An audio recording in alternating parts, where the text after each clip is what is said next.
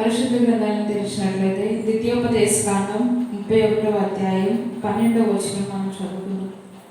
ద్వితీయోపదేశకాండం 31వ అధ్యాయం 12వ వచనం మనం చదువుకుందాం. నేను చదువుతాను. మీ దేవుడైన యెహోవాకు భయపడి ఈ ధర్మశాస్త్ర వాక్యములన్నింటినీ అనుసరించి నడుచుకున్నట్లు పురుషులేమి, స్త్రీలేమి, పిల్లలేమి, మీ పురములలో ఉన్న పరదేశులేమి వాటిని విని నేర్చుకున్నటకై అందరినీ పోగు చేయవలెను. హల్లెలూయా, హల్లెలూయా. దయచేసి మాట నన్ను అనుసరించి అందరూ పలకండి. ద్వితీయోపదేశకాండం 31వ అధ్యాయం 12వ వచనం. మీ దేవుడైన యెహోవాకు భయపడి ఈ ధర్మశాస్త్ర వాక్యములన్నిటినీ అనుసరించి నడుచుకున్నట్లు పురుషులేమి, స్త్రీలేమి, పిల్లలేమి, మీ పొరుగులలోనున్న పరదేశులేమి వాటిని విని నేర్చుకొనుటకై అందరినీ పోగు చేయవలెను. మరొకసారి అండి. మీ దేవుడైన యెహోవాకు భయపడి. హల్లెలూయా, హల్లెలూయా. ఇక్కడ దేవుడు ఏం చెప్తున్నారు? మీ దేవుడైన యెహోవాకు భయపడి ఈ ధర్మశాస్త్ర వాక్యములన్నిటినీ మీరు అనుసరించి నడుచుకోవాలని చెప్తున్నాడు. అంటే ఏ భేదం లేకుండా పురుషులేమి, స్త్రీలేమి, పిల్లలేమి, పెద్దలేమి, దేశంలో ఉన్న పరదేశులేమి, ఇంటిలో ఉన్న పని మనుషులేమి, ప్రతి ఒక్కరిని కూడా దేవుడు ఏం చేయమంటున్నాడంటే మీ దేవుడైన యెహోవాకు భయపడి ఆయన ధర్మశాస్త్ర వాక్యములన్నిటినీ అనుసరించి నడుచుకోమంటున్నాడు. ఎందుకు అలా నడుచుకోమంటున్నాడంటే, ముఖ్యంగా దేవుడు ఎందుకు భయపడాలి అంటున్నాడంటే, దేవునికి ఎందుకు భయపడాలి మనం చూసుకున్నట్లయితే, దేవునికి భయపడకపోతే మనల్ని భయపెట్టేవాడు ఇంకొకడు ఉన్నాడు. ఎవరు వాడు? సాతానుడు. వాడు ఎన్ని రకాలుగా భయపెడతాడంటే, ఆరోగ్యపరంగా భయపెడతాడు, ఆర్థికంగా భయపెడతాడు, ఆత్మీయంగా భయపెడతాడు, శారీరకంగా భయపెడతాడు, మానసికంగా భయపెడతాడు, ఎన్నో శ్రమలకు గురి చేస్తూ ఉంటాడు. ఇప్పుడు మనం దేవునికి భయపడ్డామనుకోండి, వాడికి మన దగ్గర రావడానికి భయం వేస్తుంది. మనం దేవునికి భయపడకుండా మన ఇష్టానుసారంగా బ్రతుకుతున్నామంటే వాడు మనల్ని భయపెట్టడానికి మన దగ్గరకు వస్తాడు. హల్లెలూయా. అందుకే దేవుడు ఇక్కడ చెప్తున్నాడు, మీ దేవుడైన యెహోవాకు భయపడి ఈ ధర్మశాస్త్ర వాక్యములన్నింటినీ అనుసరించి నడుచుకోండి. ఇట్లా అనుసరించి నడుచుకోవాలి. ఎందుకు నడుచుకోమంటున్నాడు? ఎందుకు భయపడాలి అంటున్నాడంటే, 1వ కీర్తన 1వ చరణంలో మనం చూసుకుంటే, 1వ కీర్తన 1వ చరణంలో మనం చదువుకుంటే, దుష్టుల ఆలోచన చెప్పులు నడవక, పాపుల మార్గంలో నిలవక, అపహాసకులు కూర్చుండు చోటను కూర్చుండక అని ఇక్కడ దేవుడు చెప్తున్నాడు. ఏమని చెప్తున్నాడు? దుష్టుల ఆలోచన చెప్పులు నడవకూడదు, పాపుల మార్గంలో మీరు నిలవకూడదు, అపహాసకులు కూర్చుండు స్థలంలో మీరు కూర్చోకూడదు. ఒకవేళ మీరు కూర్చున్నట్లయితే మిమ్మల్ని భయపెట్టేవాడు ఆకస్మికంగా వచ్చేస్తాడు. మిమ్మల్ని భయపెట్టేవాడు ఎన్నో రకాలుగా మిమ్మల్ని భయపెట్టాలని, భయానికి గురి చేయాలని ప్రయత్నిస్తూ ఉంటాడు. కాబట్టి మీ యొక్క జీవితంలో, మీ యొక్క ఆత్మీయ జీవితంలోనే కానీ, మీ యొక్క శారీరకమైన జీవితంలోనే కానీ మీరు ఏం చేయాలంటే, దుష్టుల ఆలోచన చెప్పును నడవకుండా, పాపుల మార్గంలో నిలవకుండా, అపహాసకులు కూర్చుంటే స్థలంలో కూర్చోకుండా దేవునికి భయపడి దేవుని ధర్మశాస్త్రం అనుసరించి నడుచుకోమంటున్నాడు దేవుడు. హల్లెలూయా, హల్లెలూయా.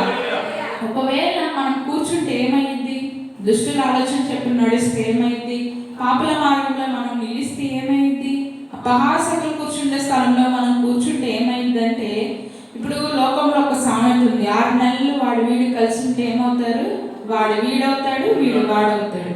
అదేవిధంగా ఏమవుతుందంటే, ఆత్మీయంగా ఉన్న మనం కూడా మనం దుష్టుల దగ్గర కూర్చుండి వారి ఆలోచనలు వింటూ, వారి మార్గంలో నడుస్తూ, వారు కూర్చుంటున్న చోట్ల కూర్చుండి రకరకాలుగా మాట్లాడుతూ ఉన్నామంటే, ఇప్పుడు ఎవరి దగ్గర అయితే మనం కూర్చున్నామో వారి బుద్ధులన్నీ కూడా మనకు అభ్యస్తం ఉంటాయి. అందుకే దేవుడు చెప్తున్నాడు, దేవుడి మందిరం పోనప్పుడు మీ ప్రవర్తన జాగ్రత్తగా చూసుకోవాలి.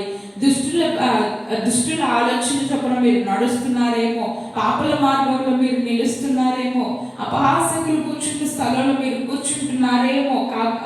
ఒకసారి మిమ్మల్ని మీరు పరిశీలన చేసుకొని దేవునికి భయపడి మీరు ఏం చేయాలంటే ధర్మశాస్త్రాన్ని, ఆయన వాక్యాన్ని అనుసరించి నడుచుకోవాలని దేవుడు చెప్తున్నాడు. హల్లెలూయా, హల్లెలూయా. ఇంకా మనం చూసుకున్నట్లయితే నిర్గమకాండం 20వ అధ్యాయము 20వ వచనంలో మనం చూసుకుంటే, నిర్గమకాండము 20వ అధ్యాయము 20వ వచనంలో మనం చూసుకున్నట్లయితే దేవుడు ఎందుకు భయపడమని చెప్తున్నాడు, దేవుడు ఎందుకు ఖచ్చితంగా ఆయన ధర్మశాస్త్రాన్ని అనుసరించి నడుచుకోమని చెప్తున్నాడు అని అంటే, నిర్గమకాండం 20వ అధ్యాయము 20వ వచనం. అందుకు మోషే భయపడకుడి, మిమ్ము పరీక్షించుటకును మీరు పాపము చేయకుండునట్లు ఆయన భయము మీకు కలుగుటకును దేవుడు వేంచేసెనని ప్రజలతో చెప్పెను. హల్లెలూయా, హల్లెలూయా. ఇక్కడ మోషే ఏం చెప్తున్నాడు ప్రజలకి? అందుకు మోషే భయపడకండి, మిమ్మల్ని పరీక్షించడానికి, మీరు పాపం చేయకుండా ఉండటానికి, మీకు భయం కలగ చేయడానికి, ముఖ్యంగా ఏంటంటే దేవుని పట్ల మీకు భయం కలగ చేయడానికి దేవుడు మీ మధ్యకు వస్తున్నాడు. దేవుడు మా మధ్యకు వస్తున్నాడు. కాబట్టి మీరు ఏం చేయాలంటే మీ ప్రవర్తనను జాగ్రత్త పరుచుకోవాలి, మీ చూపులను జాగ్రత్త పరుచుకోవాలి, మీ నడకలను జాగ్రత్త పరుచుకోవాలి, మిమ్మల్ని మీరు పరీక్షించుకోవాలి. మిమ్మల్ని మీరు పరీక్షించుకొని ఎప్పుడైతే ఆయనకు భయపడతా ఉంటారో దేవుడు మన మధ్యలోకి వస్తారని దేవుని వాక్యం సెలవిస్తుంది. హల్లెలూయా, హల్లెలూయా. ఇక్కడ దేవుడు మోషేకి చెప్తున్నాడు. మోషేని ఏం చేయమన్నారంటే ప్రజలందరినీ సమకూర్చమన్నాడు. సమకూర్చిన తర్వాత నేను వారితో మాట్లాడాలి, వారికి ఏమేమి చేయాలి, వారు ఏ ఆజ్ఞలు పాటించాలని చెప్పేసి నేను మాట్లాడతానని దేవుడు ప్రజలందరినీ సమకూర్చమని మోషేతో చెప్పినప్పుడు మోషే ఆ విధంగా చేసి ప్రజలందరూ కూడా భయపడుతున్న సమయంలో, అయ్యో మనం తప్పు చేశామేమో అని భయపడుతున్న సమయంలో దేవుడు మోషే ద్వారా మాట్లాడుతున్నాడు. ఏమనంటే, మీరు భయపడొద్దు, మిమ్మల్ని పరీక్షించడానికి మీరు ముఖ్యంగా దేవుని సన్నిధిలో పాపం చేయకుండా ఉండటానికి, మీరు దుష్టుల ఆలోచన చెప్పున నడవకుండా ఉండటానికి, పాపల మార్గంలో మీరు నడవకుండా ఉండటానికి, అపహాసకులు కూర్చుంటే స్థలంలో మీరు కూర్చుంటా ఉండటానికి దేవుడు మన మధ్యకు వస్తున్నాడు. మిమ్మల్ని పరీక్షించడానికి, మీ యొక్క విశ్వాసాన్ని పరీక్షించడానికి, మీ యొక్క నమ్మకాన్ని పరీక్షించడానికి, మీ యొక్క ఆత్మీయతను పరీక్షించడానికి, మీ యొక్క భక్తిని పరీక్షించడానికి దేవుడు మన మధ్యలోకి వస్తున్నాడు. కాబట్టి మీరు భయపడొద్దు, దేవుని యందు భయభక్తులు కలిగి ఉన్నానని దేవుడు చెప్తున్నాడు, మోషే చెప్తున్నాడు. హల్లెలూయా, హల్లెలూయా. ఇక్కడ మరి ముఖ్యంగా మనం ఏం చూస్తున్నామంటే, మీరు పాపం చేయకుండా ఉండటానికి దేవుడు మీకు భయం కలుగ చేయడానికి వస్తున్నాడని మనం ఇక్కడ చదువుకున్నాం. పాపం చేయకుండా ఉండాలి అంటే మనం ఏం చేయాలి ముఖ్యంగా అని మనం చూసుకున్నట్లయితే 1వ కీర్తన 2వ చరణంలో మనం చదువుకుంటే, 1వ కీర్తన 2వ చరణంలో యెహోవా ధర్మశాస్త్రమునందు ఆనందించుచు దీవారాత్రము దాన్ని ధ్యానించువాడు ధన్యుడు. హల్లెలూయా, హల్లెలూయా. ఇక్కడ దేవుడు ఏం చెప్తున్నానంటే, మిమ్మల్ని మీరు కాపాడుకోవడానికి, పాపం నుంచి మిమ్మల్ని మీరు కాపాడుకోవడానికి మీరు ఏం చేయాలంటే, ఇక్కడ మనం చదువుకున్నాం. ఏం చదువుకున్నాం? యెహోవా ధర్మశాస్త్రమందు ఆనందించుచు దీవారాత్రము దాన్ని ధ్యానించువాడు ధన్యుడు.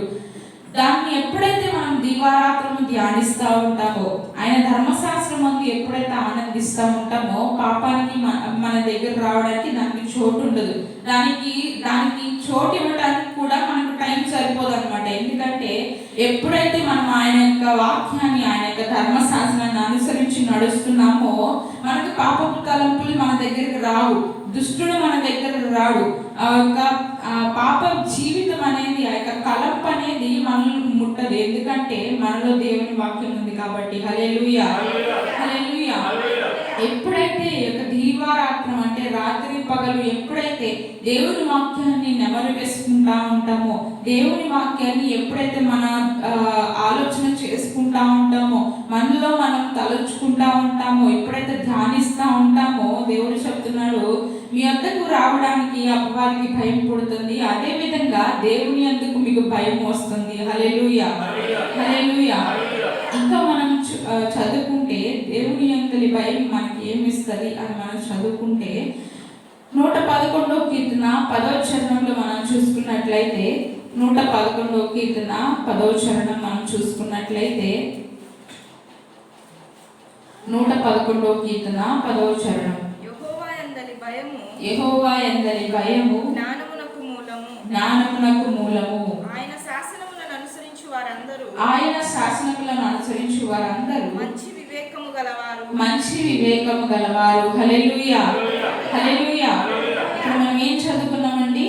యెహోవా యందలి భయము జ్ఞానమునకు మూలము, ఆయన శాసనములను అనుసరించు వారందరూ మంచి వివేకము గలవారు. హల్లెలూయా. ఇక్కడ దేవుని యందలి భయము మనకేమిస్తుందంట? జ్ఞానాన్ని ఇస్తుంది. అందరూ చెప్పాలి, జ్ఞానాన్ని ఇస్తుంది. దేవుని యందలి భయం ఏమిస్తుంది? జ్ఞానాన్ని ఇస్తుంది. ఎందుకు మనిషికి జ్ఞానం అవసరం అంటే, ఈ లోకంలో బ్రతకటానికి మనిషికి డబ్బు ఎంతైతే అవసరమో మనిషికి జ్ఞానం కూడా అంతే అవసరం. ఇప్పుడు జ్ఞానం లేకుండా ప్రవర్తించాడు అనుకోండి, ఇప్పుడు మనం ఏమంటా ఉంటాము, వాడి చేయొద్దన్న పని చేస్తున్నాడంటే వాడి జ్ఞానం లేకుండా మాట్లాడుతున్నాడు, వాడి జ్ఞానం లేనితనంగా ఉన్నాడు, బుద్ధిహీనతగా ఉన్నాడు అని చెప్పేసి మనం తిరుగుతూ ఉంటాం కదా. ఈ యొక్క దేవుడు చెప్తున్నాడు, దేవుని యందలి భయభక్తులు కలిగి ఎప్పుడైతే ఉంటావో ఆయన జ్ఞానాన్ని దేవుడు మనకి ఇస్తాడు. హల్లెలూయా.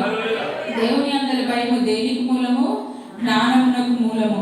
ఆయన శాసనములను అనుసరించి వారందరూ ఎలా ఉంటారంట? మంచి వివేకం గల వారి వలె ఉంటారు. హల్లెలూయా, హల్లెలూయా. ఈ దేవుని యందలి భయం మనకు రావాలంటే మనం జ్ఞానంగా బ్రతకాలి, జ్ఞానంగా ప్రవర్తించాలి. మనకు జ్ఞానం రావాలి అని అంటే ముఖ్యంగా ఏం చేయాలి? దేవుని యందలి భయం కలిగి ఉండాలి. దేవుని యందలి భయం ఎలా వస్తుంది మనకి? ఆయన ధర్మశాస్త్రాన్ని దివారాత్రము ధ్యానించినప్పుడు. ఆయన ధర్మశాస్త్రాన్ని మనం ధ్యానించకుండా ఉన్నామనుకోండి, మొదటి చరణంలో మనం చదువుకున్నాం కదా, దుష్టులు ఆలోచన చొప్పున నడుస్తూ పాపల మార్గంలో నిలుస్తూ అపహాసకులు ఎక్కడైతే కూర్చుంటారో అక్కడ కూర్చోవాలని మనకు ప్రేరేపణ వస్తూ ఉంటుంది అనమాట. ఇప్పుడు చాలా మంది ఉంటారు, ఇప్పుడు మనం వస్తా పోతూ ఉన్నప్పుడు మనకు చాలా మాటలు వినపడతా ఉంటాయి. మనం వినకూడదు అన్నా కూడా అనుకున్నా కూడా మనకు వినపడతా ఉంటాయి. ఎందుకంటే మన యొక్క విశ్వాసాన్ని చెడగొట్టడానికి, మన యొక్క నమ్మకాన్ని దేవుని పట్ల చెడగొట్టడానికి, మనల్ని ఈ యొక్క భక్తిలో నుంచి మనల్ని బయటికి లాగడానికి ఎన్నో రకమైన మాటలు వినిపిస్తూ ఉంటాయి. కానీ వాటన్నిటిని ప్రక్కన పెట్టి ఎప్పుడైతే జ్ఞానంగా నడుచుకుంటావో, ఎప్పుడైతే దేవుని యందలి భయభక్తులు కలిగి నడుచుకుంటావో, దేవుడు చెప్తున్నాడు నేను మీ మధ్యకు వస్తానని దేవుడు చెప్తున్నాడు. హల్లెలూయా, హల్లెలూయా. ఆయన శాసనాన్ని అనుసరించే వారందరూ కూడా మంచి వివేకం గల వారి వలె అవుతారనమాట. హల్లెలూయా. అదేవిధంగా మనం ఇంకా చూసుకున్నట్లయితే సామెతల గ్రంథం 9వ అధ్యాయము 10వ వచనం మనం చూసుకున్నట్లయితే, సామెతల గ్రంథం 9వ అధ్యాయము 10వ వచనం. యెహోవా యందలి భయభక్తులు కలిగి ఉండుటయే జ్ఞానమునకు మూలము. పరిశుద్ధ దేవుని గూర్చిన తెలివియే వివేచనకు ఆధారము. హల్లెలూయా. ఇక్కడ ఏం చదువుకున్నాము? యెహోవా యందు భయభక్తులు కలిగి ఉండుటయే జ్ఞానమునకు మూలము, పరిశుద్ధ దేవుని గూర్చిన తెలివియే వివేచనకు ఆధారం అంట. ఇందాక మనం చెప్పుకున్నాం, ఎప్పుడైతే మనం జ్ఞానంగా బ్రతుకుతామో, మనిషికి ఈ లోకంలో బ్రతకడానికి డబ్బు ఎంతైతే అవసరమో ఆ డబ్బును సంపాదించడానికి కూడా జ్ఞానం అవసరం. ఆ జ్ఞానాన్ని రావాలి. ఆ జ్ఞానం మనకు రావాలంటే దేవుని ధర్మశాస్త్రాన్ని మనం ధ్యానించాలి. అది కూడా దీవారాత్రం మనం ధ్యానించాలి. ఆయన యందు భయభక్తులు కలిగి ఉండాలని దేవుడు చెప్తున్నాడు. ఇక్కడ మనం అదే చదువుకున్నాం. యెహోవా యందలి ఎప్పుడైతే భయభక్తులు మనం కలిగి ఉంటామో అప్పుడే మనకు జ్ఞానం వస్తుంది. అంత మాత్రమే కాదు, దేవుడు గురించిన తెలివి కూడా, అంటే ఇంకా దేవుని తెలుసుకోవడానికి మనకు ఛాన్స్ అనేది వస్తుంది అనమాట. ఆ యొక్క అవకాశం అనేది వస్తుంది. ఎప్పుడైతే దేవుని యందు భయభక్తులు కలిగి ఆయన యొక్క వాక్యాన్ని ధ్యానిస్తూ ఉన్నామో దేవుడు కొత్తగా దేవుడు మాట్లాడుతూ ఉంటాడు. ఎన్నో రకాలుగా దేవుడు మాట్లాడుతూ ఉంటాడు. ఏదైనా మార్చుకోవాల్సిందేమో, ఏదైనా మనలో నుండి తీసివేయాల్సిందేమో, ఏదైనా మనం మాట్లాడకూడదని మాట్లాడుతున్నామేమో అన్నీ కూడా దేవుడు మనకి తెలియజేస్తూ ఉంటారు అనమాట. ఎప్పుడైతే మనం దేవుని యందు భయభక్తులు కలిగి ఉంటామో. హల్లెలూయా, హల్లెలూయా. అంత మాత్రమే కాదు, ఎప్పుడైతే దేవునికి భయపడతావో అదేవిధంగా మనం ఇక్కడ చూసుకున్నట్లయితే ఎప్పుడైతే దేవునికి భయపడతామో అప్పుడు దేవుడు ఏం చేస్తాడంటే, మొదటి రాజుల గ్రంథము 19వ అధ్యాయము 11వ వచనం. మొదటి రాజుల గ్రంథము 19వ అధ్యాయము 11వ వచనం మనం చదువుకుందాం. మొదటి రాజుల గ్రంథము 19వ అధ్యాయము 11వ వచనం. పేజ్ నెంబర్ 300 అండి. పేజ్ నెంబర్ 300 పాత నిబంధన. మొదటి రాజుల గ్రంథము 19వ అధ్యాయము 10వ వచనం మనం చదువుకున్నాం. అందుకాయన నీవు పోయి, మొదటి రాజుల గ్రంథం 19వ అధ్యాయం 10వ వచనం అండి. అతడు, ఇశ్రాయేలు వారిని నిబంధన త్రోసివేసి నీ బలిపీఠములను పడగొట్టి నీ ప్రవక్తలను ఖడ్గం చేత హతము చేసిరి. సైన్యములకు అధిపతియు దేవుడు నాకు యెహోవా కొరకు మహారోషం గలవాడనై నేను ఒకడను మాత్రమే మిగిలి ఉండగా వారు నా ప్రాణమును కూడా తీసివేయటకై చూచుచున్నారని మనవి చేసిన. అందుకు ఆయన, నీవు పోయి పర్వతము మీద యెహోవా సముఖమందు నిలిచి ఉండమని సెలవిచ్చాను. అంతటా యెహోవా ఆ వైపున సంచరింపగా బలమైన పెనుగాలి లేచెను. యెహోవా భయమునకు పర్వతములు బద్దలాయను, శిలలు చిన్నాభిన్నములాయను. గాని యెహోవా ఆ గాలి దెబ్బయందు ప్రత్యక్షం కాలేదు.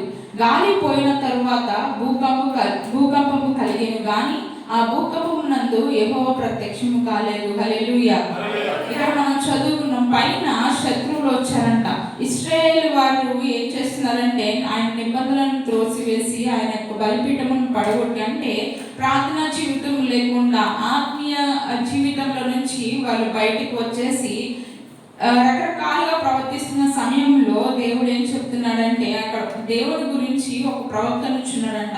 ఆ యొక్క ప్రవక్త నుంచున్నప్పుడు ఎలా నిలబడ్డాడు? మహారోషం గలవాడై, దేవుని యందు భయభక్తులు కలిగి మహారోషం గలవాడై ఆ ప్రవక్త నిలబడినప్పుడు, దేవుని సేవకుడు నిలబడినప్పుడు, ఆ యొక్క దేవుని సేవకుడిని చంపడానికి కూడా చాలా మంది ప్రయత్నించారు. కానీ దేవుడు అక్కడ ఏం చేశాడంటే 11వ వచనంలో మనం చూసుకున్నాం.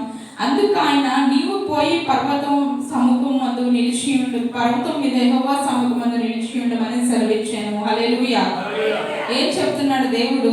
నీ దగ్గరికి ఏదైతే సమస్య వస్తుందో ఆ యొక్క సమస్యను నువ్వేం చేయాలంటే నీ కాళ్ళ క్రింద పెట్టుకొని యెహోవా సన్నిధిలో నేను నిలబడాలి. హల్లెలూయా.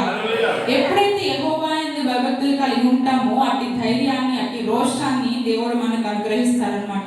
ఎప్పుడైతే ఆ యొక్క ప్రవక్త, ఆ యొక్క దైవజనుడు, నేను ఒక్కడు మాత్రమే రోషం గలవాడని, నేను నీ కొరకు మాత్రం నిలబడి ఉన్నానని మాట్లాడాడో, దేవునికి ఆ మాట విని రోషం కలిగి ఆ ప్రవక్తను చంపాలనుకున్న వ్యక్తులందరినీ కూడా దేవుడు హతమార్చేశాడు. హల్లెలూయా.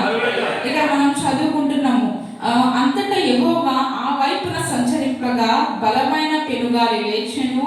యెహోవా భయమునకు పర్వతములు బద్దలాయను, శిలలు చిన్నాభిన్నములాయను. గాని యెహోవా ఆ గాలి దెబ్బయందు ప్రత్యక్షం కాలేదు. గాలి పోయిన తర్వాత భూకంపము కలిగెను, గాని ఆ భూకంపం నందు యెహోవా ప్రత్యక్షం కాలేదు. ఇప్పుడు మన జీవితంలో గందరగోళం ఉందనుకోండి, మనకి సమాధానం రావాలంటే సమాధానం వచ్చిద్దా? మనకి సమస్యకు పరిష్కారం కావాలంటే ఆ సమస్యను దేవుని సన్నిధిలో పెడితే కానీ మనకు పరిష్కారం రాదు. ఇప్పుడు స్కూల్కి వెళ్ళే పిల్లలు ఎగ్జామ్ రాస్తున్నారండి. ఆ ఎగ్జామ్ రాస్తున్నప్పుడు వాళ్ళకి రాని ప్రశ్న చూస్తే వాళ్ళు రాయగలుగుతారా? రాయలేరు కదా. అదే విధంగా ఇక్కడ దేవుడు చెప్తున్నాడు, ఏదైతే మనం చదువుకుని వెళ్ళామో అదే రాస్తారు, కానీ పిల్లలు వారికి రాని ప్రశ్నను వాళ్ళు రాయలేదు. ఎంత ఆలోచించినా కూడా అది వాళ్ళకి ఏమి రాయాలో తోచదన్నమాట. ఇక్కడ అదే చెప్తున్నాడు, ఎప్పుడైతే దేవుని సన్నిధిలో నువ్వు నిలిచి ఉంటావో, ఎప్పుడైతే దేవుని సముఖంలో ఈ యొక్క సమస్య మీద నీకు విజయం రావాలని దేవుని యందు భయభక్తులు కలిగి నువ్వు నిలిచి ఉంటావో, దేవుడు ఆ సమస్యల నుంచి బయటికి రావడానికి తగిన జ్ఞానాన్ని దేవుడు అనుగ్రహించేవాడై ఉన్నాడు. హల్లెలూయా. అంత మాత్రమే కాదు, దేవుడు కూడా మన సమస్యల్లో కల్పించుకుంటాడు అన్నమాట. మనకి సమాధానం ఇవ్వడానికి, ఆ యొక్క సమస్యల నుంచి మనల్ని విడిపించడానికి దేవుడు మన జీవితంలో కల్పించుకుంటాడు. ఇక్కడ మనం అదే చదువుకున్నాం. నీవు పోయి పర్వతం మీదుగా యెహోవా సముఖమందు నిలిచి ఉండమని సెలవిచ్చాను. అంతటా యెహోవా ఆ వైపున సంచరింపగా, అంటే ప్రవక్తను ఎవరైతే చంపాలనుకున్నారో, ఆ యొక్క దైవ సేవకుని ఎవరైతే హతం చేయాలనుకున్నారో, ఆ యొక్క వ్యక్తులందరినీ కూడా దేవుడు ఏం చేశాడంటే ఆ వైపుగా వెళ్ళి వాళ్ళందరినీ కూడా బలమైన పెనుగాలి చేత వారిని హతమార్చేశాడు. పర్వతములు ఆయన ఆ యొక్క గాలికి బద్దలైపోయినాయి, శిలలన్నీ కూడా చిన్న భిన్నములైపోయినాయి. అంటే శత్రువుకి ఇంత అవకాశం కూడా ఇవ్వకుండా దేవుడు ఏం చేశాడంటే ఆచూకీ లేకుండా వారిని చేసేస్తారనమాట. హల్లెలూయా. ఎప్పుడైతే మన జీవితంలో దేవునికి అవకాశం ఇస్తామో, ఎప్పుడైతే ఆయన భయపడతా ఉంటామో, ఆయన ధర్మశాస్త్రాన్ని ధ్యానిస్తూ ఉంటామో, దేవుడు మన జీవితాల్లో కల్పించుకొని మన సమస్యల్లో మనకి విజయాన్ని దేవుడు అనుగ్రహిస్తాడు. హల్లెలూయా, హల్లెలూయా. అంత మాత్రమే కాదు, దేవుని యందు భయభక్తులు కలిగి ఉంటే మనం ఏం చదువుకున్నాం? పాపానికి దూరంగా ఉంటాం. రెండవది, దేవుని యందు భయభక్తులు కలిగి ఉంటే జ్ఞానములకు మూలం అని మనం తెలుసుకున్నాం. ఇంకా మనం చూసుకున్నట్లయితే ఎప్పుడైతే దేవుని యందు భయభక్తులు కలిగి, దేవుని యందు భయం కలిగి సమస్యను ఎప్పుడైతే అధిగమిస్తామో, మొదటి రాజుల గ్రంథము 19వ అధ్యాయము 12వ వచనం మనం చదువుకున్నాం. మొదటి రాజుల గ్రంథము 19వ అధ్యాయము 12వ వచనం మనం చదువుకుందాం. ఆ భూకంపమైన తరువాత మెరుపు పుట్టెను గాని ఆ మెరుపునందు యెహోవా ప్రత్యక్షం కాలేదు. మెరుపు ఆగిపోగా మిక్కిలి నిమ్మలముగా మాటలాడు ఒక స్వరము వినబడెను. హల్లెలూయా, హల్లెలూయా. మనం ఏం చదువుకున్నాం? ఆ భూకంపమైన తరువాత మెరుపు పుట్టెను గాని ఆ మెరుపునందు యెహోవా ప్రత్యక్షం కాలేదు. మెరుపు ఆగిపోగా మిక్కిలి నిమ్మలముగా మాట్లాడు ఒక స్వరం వినబడెను. హల్లెలూయా. అంటే ఇక్కడ సమస్యను అధిగమించిన తర్వాత దేవుడు ఏం చేస్తున్నాడంటే, ఇంకా ఎక్కడైనా అతనికి భయం కలిగేది ఉందేమో, ఇంకా ఎక్కడైనా అతన్ని ఆ యొక్క దైవ సేవకుల్ని హతమార్చాలని, ఆ యొక్క ఏలియా ప్రవక్తని చంపాలని చూసేవారు ఎక్కడైనా ఉన్నారేమో అని దేవుడు ఏం చేశాడంటే ఒక పెద్ద మెరుపు పుట్టించి ఉన్నదంతా కూడా దేవుడు ఊడ్చివేశాడు అనమాట. అంటే ఉన్న భయాన్ని కూడా దేవుడు తీసివేసి ఏం చేశాడంటే ఆ యొక్క అదంతా భయం అంతా పోయిన తర్వాత దేవుడు మాట్లాడటం ప్రారంభించాడు అనమాట. ఎలా మాట్లాడుతున్నాడు? మిక్కిలి నిమ్మలముగా మాట్లాడు ఒక స్వరం. అంటే ఆయన మాటలో, ఆయన యొక్క స్వరంలో సమాధానం ఉంది, ఆయన స్వరములో నెమ్మది ఉంది, ఆయన స్వరములో ఆశీర్వాదం ఉంది, ఆయన స్వరంలో ఆరోగ్యం ఉంది, స్వస్థత ఉంది. ఎప్పుడైతే ఆ యొక్క స్వరాన్ని వింటున్నాడో ఏలియా ప్రవక్త అతనుకున్న బాధలన్నింటినీ కూడా మర్చిపోయాడంట. అతనుకున్న అప్పటి వరకు వచ్చిన ఆ యొక్క శ్రమలన్నింటినీ కూడా అతడు మర్చిపోయాడని బైబిల్ గ్రంథం సెలవిస్తుంది. హల్లెలూయా, హల్లెలూయా. ఎప్పుడైతే మనం దేవునికి భయపడి ఆయన యొక్క స్వరాన్ని మనం వింటామో, ఎప్పుడైతే దేవునికి భయపడి దుష్టులకు దూరంగా, అపహాసకులకు దూరంగా, పాపులకు దూరంగా మనం ఎప్పుడైతే ఉంటామో, మన జీవితాన్ని ఎప్పుడైతే జాగ్రత్తగా మలుచుకుంటామో, మన ప్రవర్తన ఎప్పుడైతే దేవుని సన్నిధిలో తిన్నగా ఉంచుకుంటామో, అప్పుడు దేవుడు చెప్తున్నాడు, నేను మీతో మాట్లాడే దేవుడునే ఉన్నాను అని అంటున్నాడు. హల్లెలూయా. మొదటిగా విజయాన్ని ఇచ్చే దేవుడుగా ఉన్నాడు, రెండవదిగా మనతో ఆ విజయం ద్వారా దేవుడు మనతో మాట్లాడవాడై ఉన్నాడు. హల్లెలూయా, హల్లెలూయా. ఇంకా మనం చూసుకుంటే మొదటి దినవృత్తాంతాల గ్రంథము 14వ అధ్యాయము 16-17 వచనాలు మనం చదువుకున్నాం. మొదటి దినవృత్తాంతాల గ్రంథము 14వ అధ్యాయము 16-17 వచనాలు మనం చదువుకుందాం. 346 పేజ్ నంబర్. మొదటి దినవృత్తాంతాల గ్రంథము 14వ అధ్యాయము 16-17 వచనాలు. దేవుడు తనకు సెలవిచ్చిన ప్రకారము దావీదు చేయగా ఇశ్రాయేలీయులు ఫిలిష్తీయుల సైన్యమును మొదలుకొని గాజేరు వరకు తరిమి హతము చేసిరి. కాబట్టి దావీదు కీర్తి ఇశ్రాయేలీల ప్రదేశముల యందంతటా ప్రసిద్ధి ఆయను. యెహోవా అతని భయము అన్యజనులకందరికీ కలుగజేసెను. హల్లెలూయా. దేవుని అందరి భయం కలిగి ఉంటే ఏమొస్తుందంటే శత్రువుల పైన విజయం దేవుడు ఇస్తాడనమాట. దేవుడు తనకు సెలవిచ్చిన ప్రకారము దావీదు చేయగా ఇశ్రాయేలీయులు ఫిలిష్తీయుల సైన్యమును గిబియోను మొదలుకొని గాజేరు వరకు తరిమి హతము చేసిరంటే మనకి ఎప్పుడైతే దేవుని అందరి భయభక్తులు కలిగి ఆయన స్వరాన్ని వింటామో మనం ఏం చేస్తూ ఉంటామంటే సమస్యను తరిమి కొట్టే శక్తిని దేవుడు మనకిస్తాడు. హల్లెలూయా.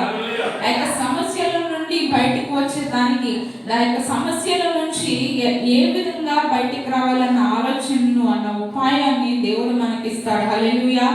ఇక్కడ మనం చూసుకున్నట్లయితే దేవుడు సెలవిచ్చిన ప్రకారం దావీదు చేసినప్పుడు ఇశ్రాయేలు ఏం చేశారంట? ఫిలిష్తీయుల సైన్యాన్ని తరిమి కొట్టారు. ఎక్కడికి?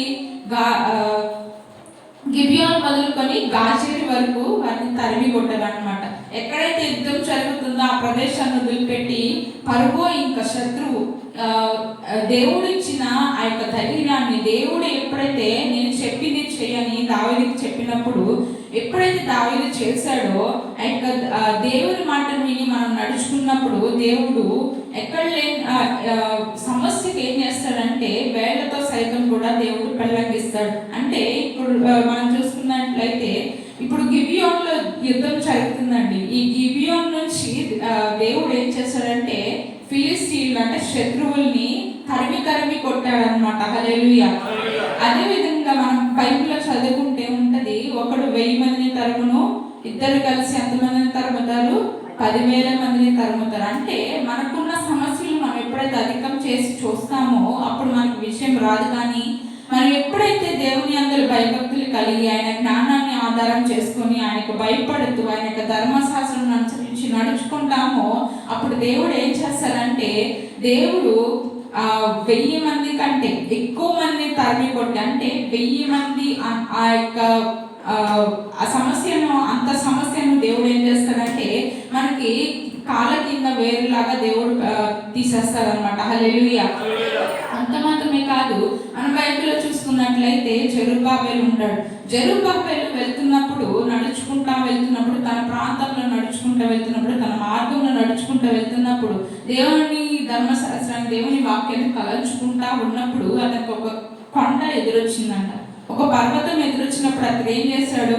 ఇంత పర్వతం ఎదురొచ్చిందే, నేను ఎట్లా దాటాలి, అవతలి ప్రదేశానికి నేను ఎలా వెళ్ళాలి అని అతను కలవరపడలేదు.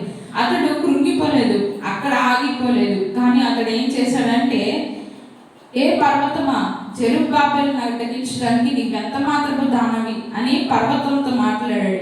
అంటే ఎప్పుడైతే అతను సమస్యతో మాట్లాడాడో ఆ సమస్య ఏమైపోయింది? పిండిగా మారిపోయింది. అంటే ఆ సమభూమిగా ఆ యొక్క పర్వతం అనేది కనపడకుండా అతను నడిచే మార్గం అంతా కూడా నీట్గా మారిపోయిందంట. అంటే సమస్య అనేది వేర్లతో సైతం దేవుడు పెళ్ళగించేశాడు. హల్లెలూయా. ఎప్పుడైతే దేవుని వాక్యాన్ని నెమరు వేసుకుంటా ఉంటామో, దేవుని వాక్యాన్ని ధ్యానించుకుంటా ఉంటామో అప్పుడు దేవుడు చెప్తున్నాడు, మీ ఎదురుగున్న సమస్యను, మీ ఎదురుగున్న ఆ యొక్క శ్రమలను, కష్టాలను, ఆ యొక్క బాధలను, ఇబ్బందులను మీరేం చేయగలుగుతారంటే ఎదిరించే శక్తిని మీరు పొందుకోగలుగుతారు ఎప్పుడైతే దేవుని యందు భయభక్తులు కలిగి ఉంటారో. హల్లెలూయా. దేవుని యందు భయం కలిగి ఉంటే ఎలా ఆ యొక్క భయం మనకి ఏమిస్తుందంటే దేవుని యందు ప్రేమ కలిగజేస్తుంది అనమాట.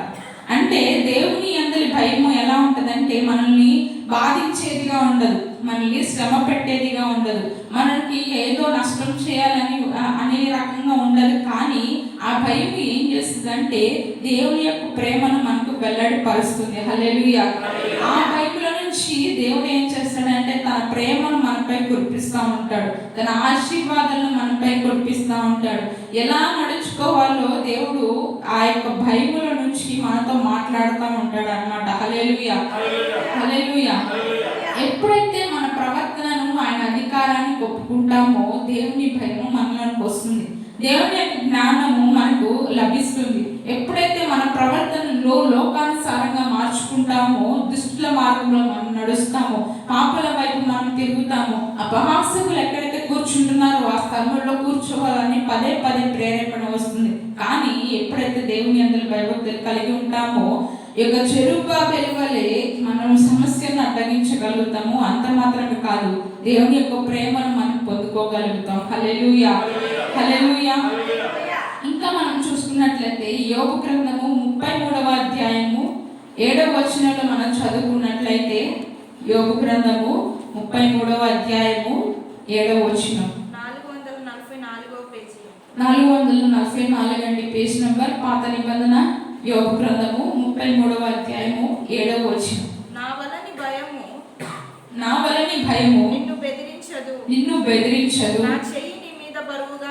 నా చెయ్యి నీ మీద బరువుగా ఉండదు. హల్లెలూయా. ఇక్కడ దేవుడు చెప్తున్నాడు, ఏమని చెప్తున్నాడు? నా వలని భయము నిన్ను బెదిరించదంటే, దేవుని యందు భయభక్తులు కలిగి ఉండాలంటే మనం కొంతమందిని చూస్తాం. ఎలా ఉంటారంటే ఇక్కడ తలకాయలు ఊపుతారు. ఇక్కడ ఏం చేస్తారంటే దేవుని యందు ఎంతో భయం భక్తిగా ఉన్నట్టు ప్రవర్తిస్తూ ఉంటారు. కానీ ఈ యొక్క మందిరం దాటాక వారి బుద్ధి చూస్తే ఉంటది, ఎలా ఉంటది? లోపలేమో చాలా మురికిగా ఉంటది, బయటేమో అందంగా కనిపిస్తూ ఉంటది. ఇక్కడ దేవుడు ఏం చెప్తున్నాడంటే, ఎప్పుడైతే దేవునికి భయపడతావో దేవుడు జ్ఞానాన్ని ఇస్తాడంట. దేవుడు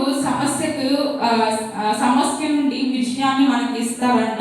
ఎప్పుడైతే మన ప్రవర్తనను జాగ్రత్త పరుచుకుంటామో, ఎప్పుడైతే దేవుని యందు భయభక్తులు కలిగి ఉంటామో, ఆయన యొక్క ప్రేమను, ఆ యొక్క భయముల నుంచి ప్రేమను దేవుడు మనకి ఇస్తాడు. ఇక్కడ మనం అదే చదువుకున్నాం.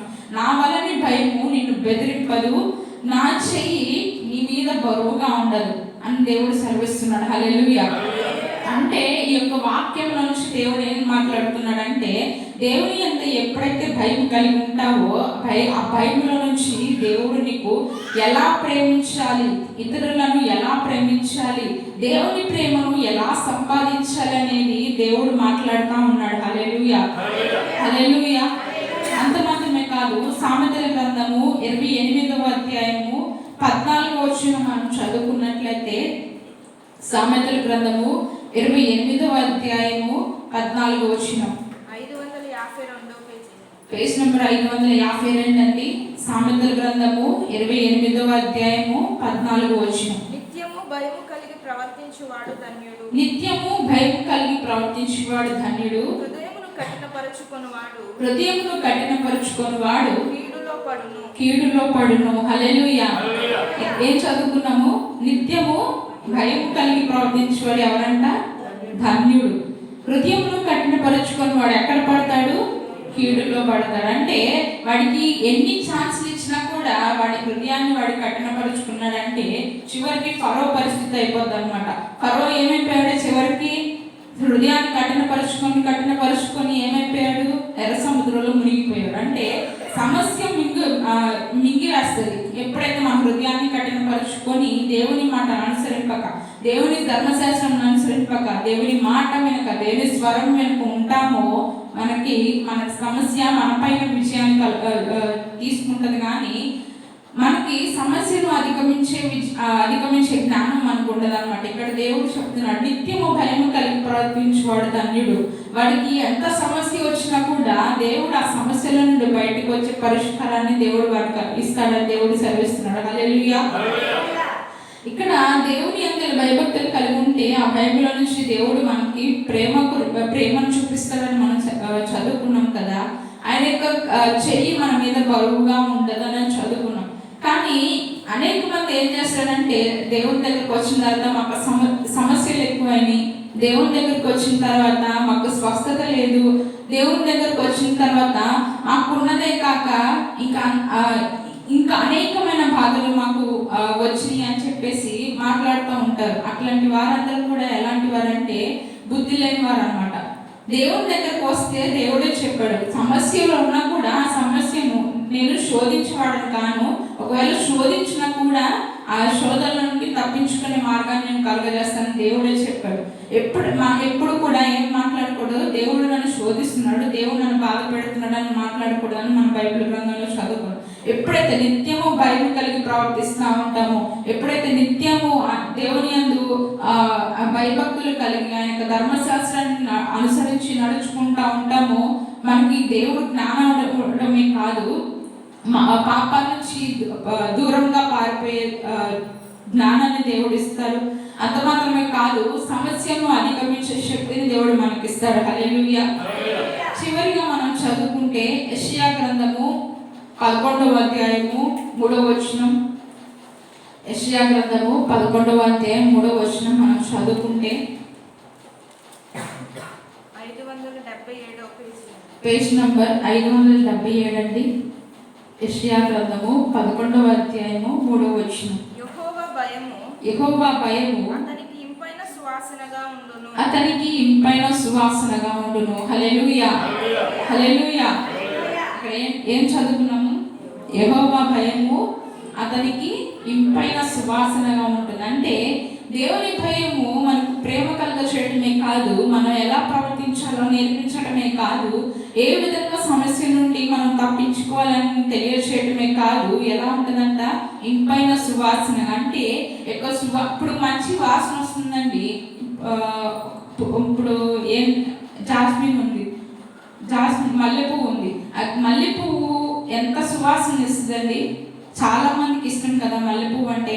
ఆ యొక్క మల్లెపువ్వు సువాసనకి ఎంతమంది ఆకర్షితులవుతూ ఉంటారు.